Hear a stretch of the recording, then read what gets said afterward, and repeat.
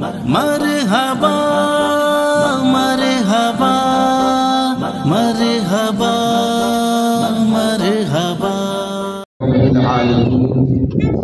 وصلى الله وسلم على نبينا وسندنا محمد وعلى آله وأصحابه ومن تبعهم بإحسان إلى يوم الدين أما بعد فأعوذ بالله من الشيطان الرجيم بسم الله الرحمن الرحيم والذين يقولون ربنا هب لنا من أزواجنا وذرياتنا قرة أعين وجعلنا للمتقين إماما صدق الله العظيم وقال النبي صلى الله تعالى عليه وآله وسلم خيركم من تعلم القرآن وعلمه أو كما قال عليه الصلاة والسلام۔ معزز موقر علماء کرام، ائمہ مساجد، میرے بہت پیارے قابل احترام بھائیوں اور قابل صد تکریم خواتین اسلام، آج مدنی مکتب یا مدنی انجمن کے تحت چلنے والے مکتب کے لیے سعادت اور خوش قسمتی ہے کہ وہ اپنی سال بھر کی محنتوں کا ثمرہ امت کے سامنے ایک جلسے کے مظاہرے کی شکل میں پیش کر رہا ہے۔ اصل میں ہمارے جامعات اور مدارس میں تعلیمی سال کا آغاز ہے، ہم لوگ نصاب کو گرفت میں لانے کی کوشش میں مصروف ہیں، لیکن چونکہ شیرپور کے ہمارے تلامذہ کا اصرار اس حد تک رہا کہ ہمارا 100 مرتبہ کا انکار ان کے سامنے شکست کھا گیا، ہار گئے ہم، اس لیے ورنہ یہ ایام ابھی ہم جیسوں کے لیے جلسے جلوس کے بالکل نہیں ہیں، مگر کیا کریں گے، دنیا میں 3 ضد مشہور ہیں، استری ہٹ، باڑ ہٹ اور راج ہٹ۔ جب راجہ کسی ضد پر اتر آئے تو ماتحتوں سے وہ اپنی ضد پوری کرواتا ہے، اور عورتیں بھی سن رہی ہیں کہ اللہ تعالیٰ نے ان کو ایک ملکہ دیا ہے، ان کے ہاتھ میں ریموٹ کنٹرول ایسا دیا ہے کہ وہ اگر کسی چیز کو ٹھان لیں تو وہ اپنے شوہروں کے پاس یا اپنے باپ کے پاس یا اپنے بھیا کے پاس، بلکہ آج کل تو کہو بھائی جان کے پاس بھی اس کو منظور کروا کے رہتی ہے۔ میں مبارکباد پیش کرتا ہوں عورتوں کی خدمت میں کہ اللہ تعالیٰ نے آپ کو ایسا ملکہ دیا ہے، کتنا اچھا ہو کہ اس ملکے کا صحیح استعمال کیا جائے۔ اس لیے کہ علماء یہاں موجود ہیں، میں بڑے کام کی بات کروں، شریعت نے انسانی احساسات، انسانی جذبات اور انسانی تقاضوں کا کبھی بھی ازالہ نہیں کیا، امالہ کیا۔ انسان کی طبیعت میں، انسان کی فطرت میں جو بھی صلاحیتیں اور جو بھی تقاضے شریعت نے رکھے ہیں، شریعت اس کو پورا کرتی بھی ہے، کرنے دیتی بھی ہے، بس رخ اس کا صحیح طے کرتی ہے، اس کو سمت دیتی ہے۔ اس لیے کہ دیکھو، دھیان سے بات سنو، سمت کی تعیین کے بغیر انسان اپنی زندگی میں کبھی بھی کامیاب نہیں ہو سکتا۔ علم النفس کے ماہرین، سائیکالوجی کے ماہرین، دماغ کے ماہرین بھی، یہ بچوں کے بارے میں پیرنٹس کو، ماؤں کو اور ان کے اباؤں کو اور اساتذہ کو سب کو کہہ رہا ہوں کہ جب تک آپ ایک گول طے نہیں کریں گے، انگلش کا گول، GOAL والا گول، ایک تو وہ اپنے اردو میں بولتے ہیں گول دائرہ، وہ مراد نہیں ہے۔ گول کا مطلب ایک مقصد، ایک ہدف منشود، ایک ٹارگٹ جب تک طے نہیں کیا جاتا بچہ ترقی نہیں کرتا، بلکہ ایسی قیادت بھی کبھی ترقی نہیں کر سکتی جو کانفیڈنس میں نہ ہو بلکہ کنفیوژن میں ہو۔ کنفیوژن والی قیادت یہ ملک کو، ملت کو، ادارے کو، اپنے ماتحتوں کو، اپنے مکتب کو، اپنے گھر کو، اپنے کنبے کو کبھی بھی آگے نہیں لے کر جا سکتی ہے۔ انسان کی طبیعت میں تأثر اور انفعال نہیں ہونا چاہیے، اس کی طبیعت میں ایموشنلی تقاضے نہیں ہونے چاہیے، بلکہ اس کی طبیعت بالکل کسی بھی چیز پر مضبوط ہونی چاہیے۔ بچپن سے اپنے بچوں کا کوئی گول طے کرو، ان کا کوئی ہدف اور ان کا کوئی مقصود طے کرنا چاہیے۔ ابھی بالکل اب عنقریب 2-4 دن میں اپنے صوبہ مہاراشٹر میں اسکولوں کا نیا سال شروع ہونے کی تیاری ہے۔ گجرات میں تو ہو چکا 5 تاریخ سے، اپنے یہاں 15-16 تاریخ سے نیا سال شروع ہو رہا ہے۔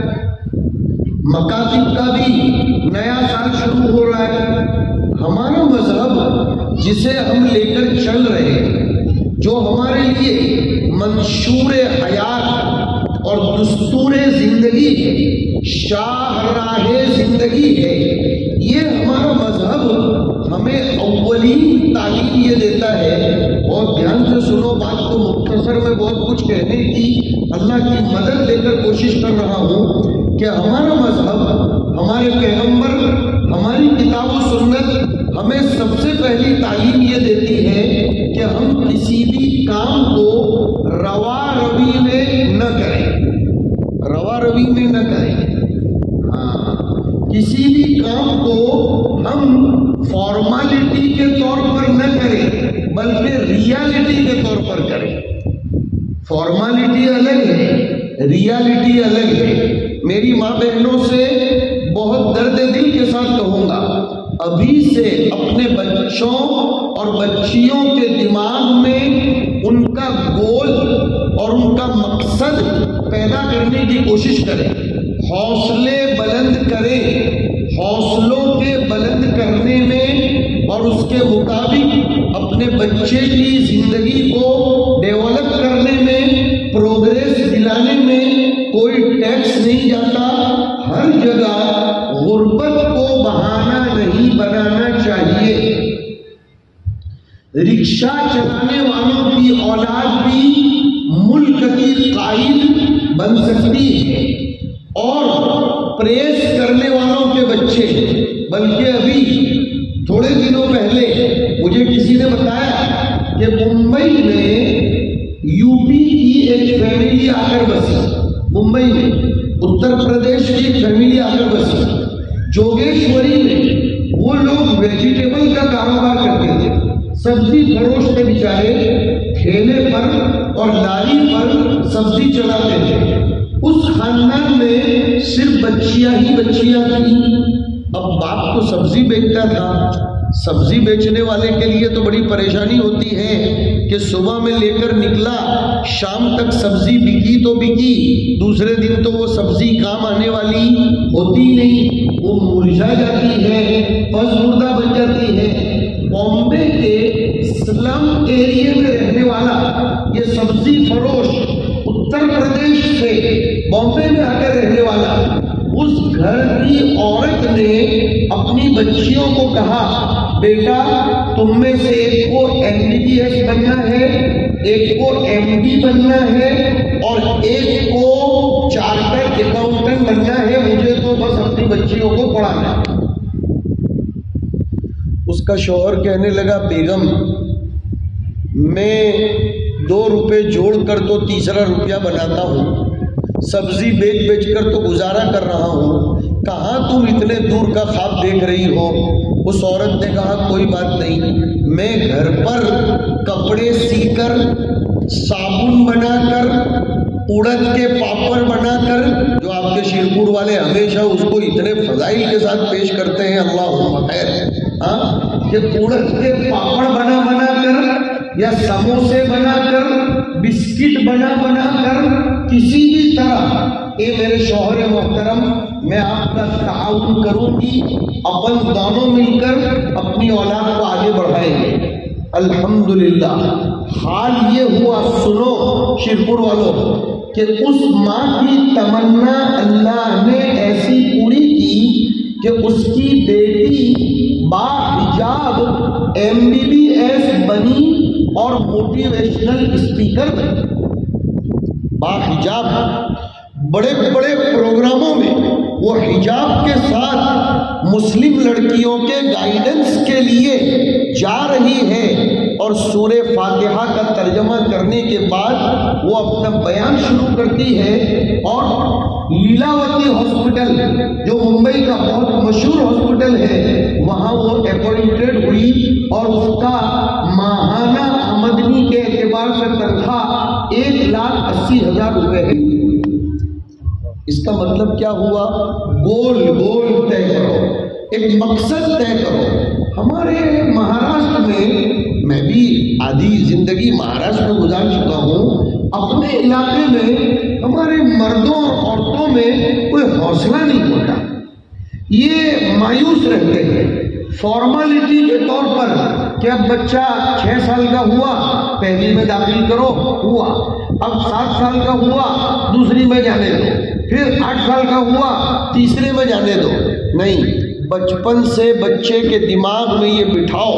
خود میری مثال دے رہا ہوں، میرے پاس میرے والد صاحب کے کاش کے وہ خطوط میں محفوظ کرتا، لیکن ضائع ہو گئے۔ میں عربی دوم میں پڑھتا تھا، تب سے والد صاحب ایک جملہ لکھتے تھے، بیٹا میری آخری تمنا یہ ہے کہ تو علم کی نسبت پر دیار رسول میں پہنچے، خدا کرے کہ تو میری یہ تمنا کو پوری کرے۔ مجھے اب سمجھ میں آ رہا ہے کہ انہوں نے مجھے بچپن سے گول دے دیا، ایک ہدف بتا دیا تھا کہ تجھے کسی بھی طرح عربی زبان میں، حدیث شریف میں مہارت پیدا کرنی ہے، اور کسی کے بلبوتے پر نہیں، کسی تنظیم کی اسکالرشپ لے کر نہیں، کسی کی مدد سے نہیں، اور کسی کے بھیجنے سے نہیں، تیرے علم کی نسبت پر تجھے مدینہ جانا ہے۔ میں نے محنت کی، آگے بڑھا، میرے اساتذہ کو اللہ جزائے خیر دے، جو مرحومین ہیں اللہ تعالیٰ ان کی قبروں کو نور سے بھرے، جو زندہ ہیں اللہ تعالیٰ ان کو خوب صحت سے نوازے۔ چنانچہ وہ دن آیا کہ وہ آدمی، میری مثال دے رہا ہوں، زمانہ طالب علمی میں سچی بات کرتا ہوں، بڑی بات اللہ کو کبھی پسند نہیں، میں نے کبھی بامبے بھی نہیں دیکھا تھا، میری زمانہ طالب علم میں نے کبھی بامبے نہیں دیکھا تھا، دلی بھی نہیں دیکھا تھا، لیکن اللہ نے سب سے پہلے میرا سفر مدینہ منورہ کا کروایا، اور وہ علم کی نسبت پر۔ یہ میری بڑائی کے لیے نہیں کہہ رہا ہوں، میں ایک مثال دے رہا ہوں، اپنے بچوں کے حوصلے بلند کرو۔ ہر جگہ ہم غریب ہیں، ہمارے اوپر حالات ہیں، سیاست ہمیں آگے نہیں آنے دیتی، یہ شیطانی وسوسے ہیں۔ اور آج میں آپ کو کلیئر کٹ بات کہہ رہا ہوں، شیاطین الانس اور شیاطین الجن یوحی بعضهم الی بعض زخرف القول غرورا، اس کی تفسیر میں سے ایک تفسیر یہ بھی ہے کہ کچھ شیاطین الانس کے ایجنٹ ہمارے معاشرے میں بھی ہوتے ہیں، جو ہم پیرنٹس کو، ہم ماں باپ کو بٹھا کر حوصلے پست کرتے ہیں۔ ارے جان لو، پڑھ کر کیا ملتا رے، کچھ نہیں ہوتا رے، کیا ان کو BA کراؤ، کیا ان کو CA کراؤ، کچھ نہیں ہوتا، اب تو ملک کے حالات، ارے بھائی ملک کے حالات بدلے ہیں، ہم جب بدلیں گے تو ہم ہی تو ملک کے حالات بدلنے والے بنے گے۔ ملک کے حالات بدلے ہیں، ہم کائے کو بدلیں؟ اور دیکھو قرآن نے اللہ کی سنت تکوینیہ کو کھل کر بیان فرمایا، اور کسی مفسر نے لکھا کہ اس آیت کو سورہ رعد میں بیان فرمایا، سورہ رعد کے اندر، اور آیات میں اور صورتوں کے نام میں بھی گہری مناسبت ہوتی ہے. ایک مستقل فن ہے تفسیر کا. یہ مستقل فن ہے کہ سورہ رعد کی ایک ایک آیت میں سے آپ کو رعد نظر آئے گی. چنانچہ وہ ایک رعد والی آیت ہے، ان اللہ لا یغیر ما بقوم حتی یغیروا ما بانفسہم. ذرا اس کی تفسیر آج تھوڑی ہٹ کر سنیں گے آپ کہ اللہ کسی قوم کی حالت کو بدلتے نہیں ہیں. ما بقوم، ما میں عموم ہے.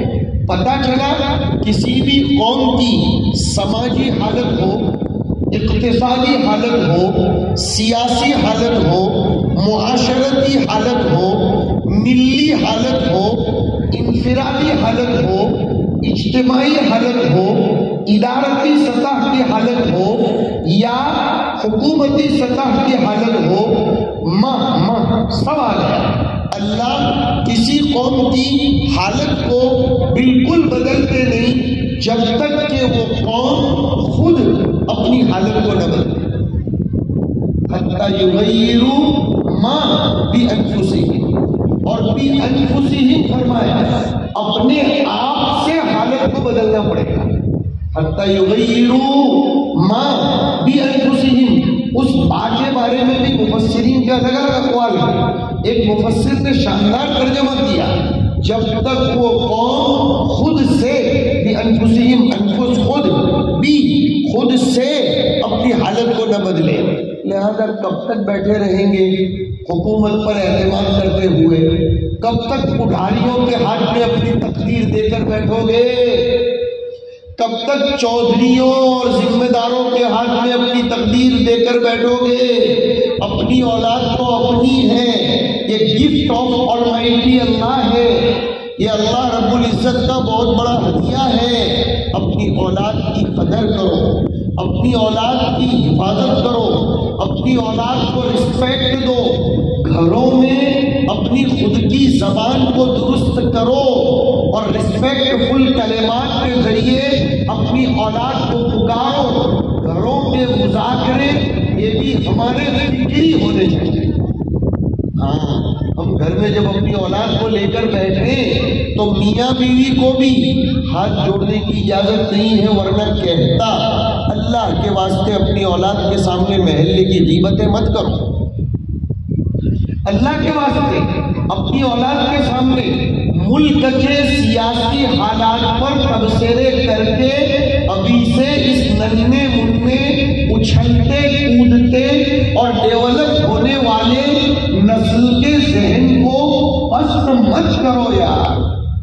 میرا دل اندر سے دکھتا ہے کہ یہ چھوٹے چھوٹے بچوں کے سامنے بیٹھ کر ہم سیاسی حالات کے تبصرے کریں گے اور نہایت نیگیٹو تھنکنگ کی باتیں کریں گے تو یہ اولاد بچپن سے ہی ایسی ہی بنے گی، غلامانہ ذہنیت والی.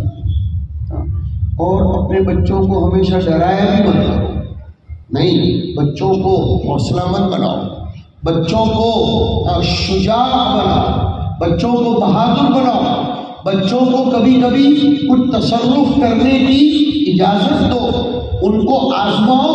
قرآن کریم خود کہتا ہے کہ وَابْتَلُوا الْيَتَامَىٰ حَتَّىٰ إِذَا بَلَغُوا النِّكَاحَ فَإِنْ آنَسْتُم مِّنْهُمْ رُشْدًا فَادْفَعُوا إِلَيْهِمْ أَمْوَالَهُمْ. اولاد کہاں ہے آج؟ اولاد کتنی بڑی نعمت ہے. دنیا میں کئی لوگ بچے لانے کے لیے کروڑوں روپیوں کا خرچ کرتے ہیں لیکن ان کو اولاد نہیں ملتی. اللہ تعالیٰ نے اس امت کو حضور کی دعاؤں کے صدقے طفیل اولاد سے نوازا، اور اس اولاد کے بلبوتے پر تو ہمارا سر قیامت کے دن بلند ہوگا. حدیث میں آیا ایک صحابی رضی اللہ تعالیٰ عنہ نے حضور صلی اللہ علیہ وسلم کو آ کر عرض کیا، حضور انی اصبت امرأة ذات حسب ونسب فانکحوها. اور ایک روایت میں ہے انی اصبت امرأة ذات جمال ونسب فانکحوها. کہ اللہ کے رسول ایک عورت میرے دھیان میں ہے، اچھے بڑے خاندان کی ہے اور خوبصورت بھی ہے، لیکن انہا لا تلد، اس کا ترجمہ میں کیا کرتا ہوں کہ اس کا فیملی بیک گراؤنڈ یہ ہے کہ اس خاندان کی عورتوں میں اولاد نہیں ہوا تھا، ورنہ سوال ہوگا کہ شادی سے پہلے کیسے کہہ رہے ہیں کہ اس کو بچے نہیں ہو رہے ہیں۔ اب ایک تو وہ توجیہ کی جائے گی کہ کہیں اس کی شادی ہوئی ہوگی اور بچے نہیں ہو رہے، لیکن اپنے اچھا ترجمہ کریں گے کہ اس کے خاندان میں اکثر عورتوں کو اولاد نہیں ہوتی، تو کیا میں اس سے شادی کروں؟ حضور نے فرمایا نہیں، اولاد نہیں ہوتی تو اس سے شادی کرنے کی ضرورت نہیں۔ پھر تھوڑے دنوں کے بعد وہ صحابی آئے اور کہا اللہ کے رسول مجھے وہ عورت پسند ہے، شادی کر لینے تو کہا نہیں۔ پھر تیسری مرتبہ آئے کہا اب تو کہا نہیں۔ حضور نے اس وقت فرمایا تھا تزوجوا الودود الودود فإنی مکاثر بکم الامم یوم القیامہ۔ اس حدیث کا شان ورود وہ ہے جو میں نے آپ کو سنایا کہ ایسی عورت کا انتخاب کرو جو میاں بیوی دونوں خوب محبت کرتے ہیں۔ آج کل ہمارے معاشرے میں اس کی بھی کمی ہے کہ بیوی کی نگاہ شوہر کے عیب پر، اس کی کمزوریوں پر ہوتی ہے، اور میاں کی نگاہ اپنی بیوی کی کمزوریوں پر ہوتی ہے۔ قرآن نے سورہ نساء میں سفارش کی ہے کہ فَإِن كَرِهْتُمُوهُنَّ، مردوں تم سب بھی سنو اور عورتوں کو بھی سناتا ہوں، اس لیے کہ اس آیت کے مزاج کو سامنے رکھ کر ترجمہ کر رہا ہوں، تحت لفظ ترجمہ نہیں کر رہا ہوں کہ اگر میاں بیوی کو ایک دوسرے سے کوئی ناگواری ہو، فَإِن كَرِهْتُمُوهُنَّ، اگر میاں بیوی کو ایک دوسرے سے کوئی ناگواری ہو، فَعَسَىٰ أَن تَكْرَهُوا شَيْئًا، یقینی بات ہے کہ ایک آدھ چیز ناگوار ہوگی لیکن اس کے مقابلے میں بہت سے امور بہتر ہوں گے، نتیجہ آور ہوں گے، مثمر ہوں گے۔ جب ایک انسان کے دو ہاتھ برابر نہیں ہیں اور ایک ہاتھ کی 5 انگلیاں برابر نہیں ہیں تو میاں بیوی کی دونوں کی ذہنیت ایک ہو کیسے ہو سکتا ہے؟ لیکن آج ایک قیمتی نصیحت کر کے جانا چاہتا ہوں، میاں بیوی کے افکار و نظریات چاہے خاندانی اعتبار سے کتنے ہی الگ الگ کیوں نہ ہوں، لیکن اپنی اولاد کے باب میں دونوں کی تھنکنگ ایک ہونی چاہیے، اس میں اختلاف نہیں ہونا چاہیے۔ دونوں میاں بیوی مل کر بچہ پیدا ہونے سے پہلے پلاننگ کرو۔ ہاں یہ میں بہت قیمتی بات بتا رہا ہوں، پلاننگ کے بغیر دنیا کا کوئی کام سکسیسفل نہیں ہوگا۔ We should make a plan properly, ہمیں پراپرلی پلان بنانا پڑے گا۔ جیسے ہی نئی شادی ہو میاں بیوی مل کر پلان بنائے کہ اللہ کی طرف سے انشاءاللہ اپن کو ہدیہ ملے گا اولاد کی شکل میں، اگر لڑکا ہوگا ہم اس کو یہ بنائیں گے، لڑکی ہوگی ہم اس کو یہ بنائیں گے، اور اس کے لیے ہمیں جو قربانی دینی ہوگی ہم دیں گے۔ تو پھر وہ حدیث قدسی آپ کے پیش خدمت کر رہا ہوں، حوصلے بڑھا رہا ہوں کہ پہلے سے پلان کر کے اگر ایک بات طے کرو گے تو حدیث قدسی ہے انا عند ظن عبدی بی، کہ میرا بندہ میرے بارے میں جو گمان رکھتا ہے میں اس کے مطابق فیصلہ کرتا ہوں۔ تو میاں بیوی مل کر اپنے بچوں کے بارے میں اعلیٰ پلاننگ کرو، اللہ کی طرف سے اسباب کا، وسائل کا انتظام ہوگا، اللہ کرتا ہے۔ مسلمانوں میں تنظیمیں ہیں، مسلمانوں میں ادارے ہیں الحمدللہ کہ وہاں کم فیس پر اور کچھ اسپانسروں کے بلبوتے پر اور امت کے کچھ بھی خواہان یہ چاہتے ہیں کہ مفتی صاحب ہمارے پاس اتنا پیسہ ہے، ہم کوئی زبردست بچے کو جو ٹیلنٹ ہو، ٹائلنٹ ہو، اس کو ڈاکٹر بنانا چاہتے ہیں۔ امت میں ایسے افراد ہیں الحمدللہ، لیکن ہم اپنے بچوں کو دماغی طور پر پہلے سے ان کے حوصلے پست کر دیتے ہیں، جس کے نتیجے میں وہ بچے بستہ اٹھا کر جاتے ہیں آتے ہیں، بستہ اٹھا کر جاتے ہیں آتے ہیں، سال پورا ہوتا ہے پھر دوسرا سال آتا ہے، اور اب تو مصیبت یہ ہے پاس ہونے فیل ہونے کا پورا نظام ہی ختم ہو گیا۔ اور آئندہ سال سے تو نئی تعلیمی پالیسی نے وہ بورڈ کے SSC ایگزام کو بھی معطل کر دیا، اور پھر اور زیادہ آگے بڑھ رہے ہیں۔ معاف کرنا ایک بات ذرا کھل کر بولوں گا، مجھے یقین ہے بری تو لگے گی لیکن مجھے پرواہ بھی نہیں ہے، बुरी लगेगी तो उससे ज़्यादा क्या होगा, आइंदा बुलाओ कि नहीं, मैं भी इतनी फुर्सत में नहीं हूँ कि आता रहूँ, मैं भी इतनी फुर्सत में नहीं हूँ। वो ये कि आप देखो ज़रा थोड़ी आपकी फिक्र को मेरी तरफ लाना चाहता हूँ। ध्यान से सुनो, जितने भी मुस्लिम एग्जाम्स के सेंटर्स हैं उसमें जितनी चीटिंग हो रही है गैरों की स्कूलों में आपको ये नज़र नहीं आएगी।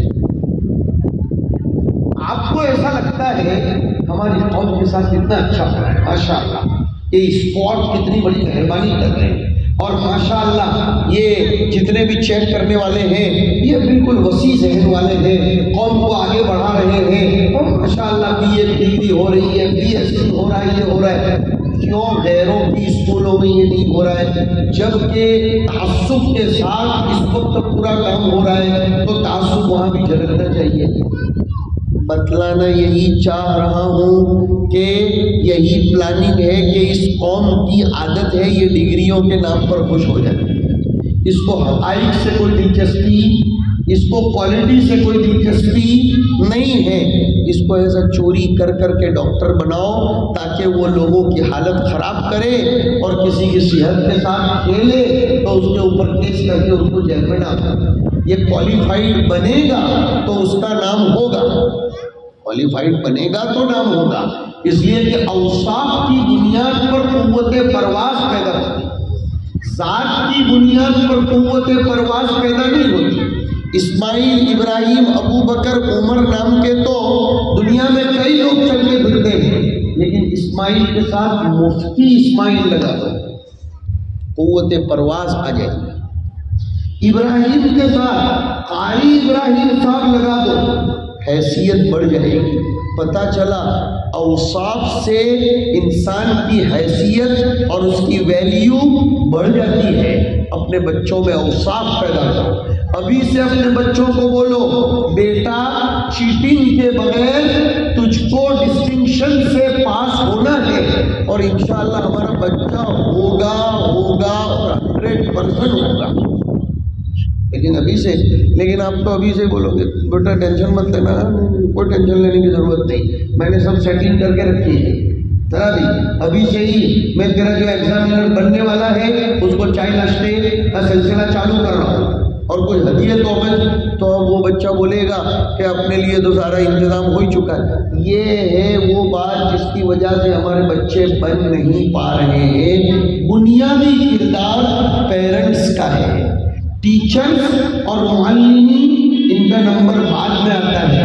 आपके बच्चे 24 घंटे में से टोटल 6 घंटे मुअल्लिमीन के पास होते हैं, मतलब 1/4, 6 दूनी 12 और 12 दूनी 24। अगर मेरा हिसाब सही हो तो, कोई नई तहकीक हुई हो तो मुझे नहीं मालूम, हाँ?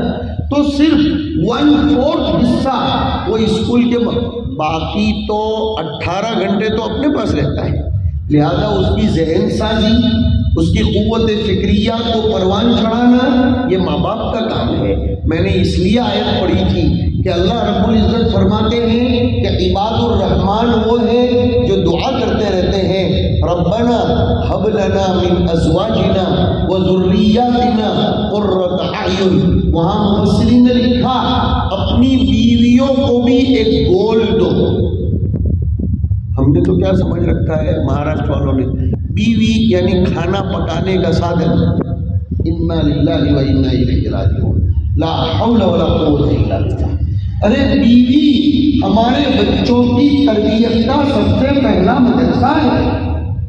बीवी के जरिए ही हमारे बच्चे की नशोनुमा होगी। हम अपनी बीवी को फारिग रखें, और मुसलमानों में ज़रूरत है इस बात की कि मगरिब के वक्त खाना खाओ।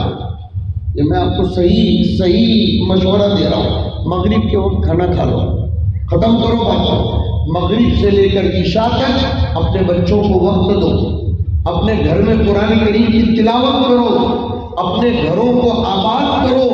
ये क्या मुसीबत है, रात में 10 बजे खाना हो रहा है, अब औरतें वही बर्तनों के चक्कर में हैं, और जब तक खाना नहीं खाया जाता तब तक औरत को कुछ सोचता ही नहीं कि क्या करना चाहिए, फिर मुस्तकिल टेंशन रहता है। इस दौर में हमें अपने औकात का इंज़िबात करने की भी सख्त ज़रूरत है। رات کو بچے کو جلدی سلاؤ۔ میں ابھی تازہ رمضان میں انگلینڈ ہو کر آیا تو میں نے دیکھا ہمارے ایک دوست تھے، وہ مجھے کہہ رہے تھے مفتی صاحب میرے بچوں کو مجال نہیں ہے کہ 10 بجے کے بعد وہ جاگتے تھے۔ میں نے کہا کیوں 10 بجے سلا دیتے ہو؟ کیا اچھا اس نے جواب دیا کہ اگر اس کی نیند پوری نہیں ہوگی تو صبح وہ اسکول مدرسے میں استاذ کی بات کو سمجھے گا کیسے؟ کتنا شاندار جواب دیا کہ اگر اس کی نیند پوری نہیں ہوگی تو بیدار مغز نہیں رہے گا، اور بیدار مغز نہیں رہے گا تو وہی دفتر اٹھا کر چلے گا۔ مثل الذین حملوا التوراۃ ثم لم يحملوها كمثل الحمار يحمل اسفارا۔ بچوں کو فریش رکھو، ان کا موڈ فریش رکھو، اور ان کے دماغ کو ایسا تر و تازہ رکھو کہ وہ استاذ کی بات کو چاہے مدرسے میں ہو چاہے اسکول میں ہو کیچ اپ کرنے والا بنے، اور پھر یہی بچہ زبردست قسم کا سائنسدان بنے۔ اتہاس کو پڑھو میرے بھائیوں اور میری بہنوں، اتہاس پڑھو، آپ کو پتہ چلے گا کہ جتنی بھی ٹیکنیکل لائن کی ریسرچ ہوئی ہے وہ مسلمانوں نے کی، وہ مسلمانوں نے کی ہے۔ پتہ چلا مسلمان کے پاس دماغ ہوتا ہے، اور مجھے یاد آیا کہ مسلمان کے دماغ کی گواہی حضور نے دی۔ ترمذی شریف میں روایت آئی اتقوا فراست المؤمن فإنه ينظر بنور اللہ، اور ينظر کے دونوں معنی آتے ہیں، نظر بعین الراس بھی اور نظر بعین القلب بھی۔ اسی لیے تو نظر طاوی کو نظر طاوی کہا جاتا ہے۔ وہ کہاں اصلی نظر ہے؟ وہ قلب کی نظر ہے، وہ عقل۔ پتہ چلا کہ مسلمان کے عقل میں بھی اللہ کا نور شامل ہوتا ہے، وہ انقلاب برپا کر سکتا ہے زمانے کے اندر۔ ہم بہت قیمتی لوگ ہیں، ہم خالی دالچا اور گوشت مانڈا کھانے والی قوم نہیں ہیں، ہم تو دنیا میں زبردست چینجز لا سکتے ہیں۔ ہم اپنی ٹیکنیک کے ذریعے اور اپنے ڈیولپمنٹ کے ذریعے، اپنے پروگریس کے ذریعے، اپنی ریسرچ کے ذریعے اور اپنی سائنس کے ذریعے دنیا کو منوا سکتے ہیں، اور ان چیزوں کو مالداری اور غریبی سے کوئی لینا دینا نہیں ہے، بلکہ الٹا غریبوں کی اولاد جتنی ترقی کر سکتی ہے مالدار اتنا نہیں کر سکتے، اس لیے کہ غریب کی اولاد کے پاس برباد ہونے کے سامان کم ہوتے ہیں، اور غریب کی اولاد میں استغنا بھی نہیں ہوتا، مالدار کی اولاد میں استغنا ہوتا ہے، اور استغنا کا نتیجہ طغیان ہوتا ہے۔ ان الانسان لیطغی ان رآہ استغنی۔ یہ چند باتیں میرے ذہن میں تھیں، میں نے سنا دی۔ اللہ تعالیٰ اس پروگرام کو بے انتہا قبول فرمائے، مبارک فرمائے، اور ہمارے بیٹے مولانا عبد المتین صاحب کو اور ان کے ساتھ کام کرنے والی ٹیم کو اللہ خوب ترقیات سے نوازے۔ اس شہر کے جتنے بھی مکاتب ہیں اللہ تعالیٰ ان مکاتب کو بارآور فرمائے۔ اللہ تعالیٰ ان علماء کرام کی محنتوں میں خوب سے خوب تر برکتیں نصیب فرمائے، اور یہ جو نسل کو بنانے کی فکر لے کر چل رہے ہیں اب تعالیٰ شانہ ان کی امیدوں سے زیادہ نسل کو تیار کرائے، اور ملک کی خدمت کرنے والے، ملت کی خدمت کرنے والے یہ سب ہمارے بچے بنے۔ وآخر دعوانا ان الحمدللہ رب العالمین۔ اللہم مرحبا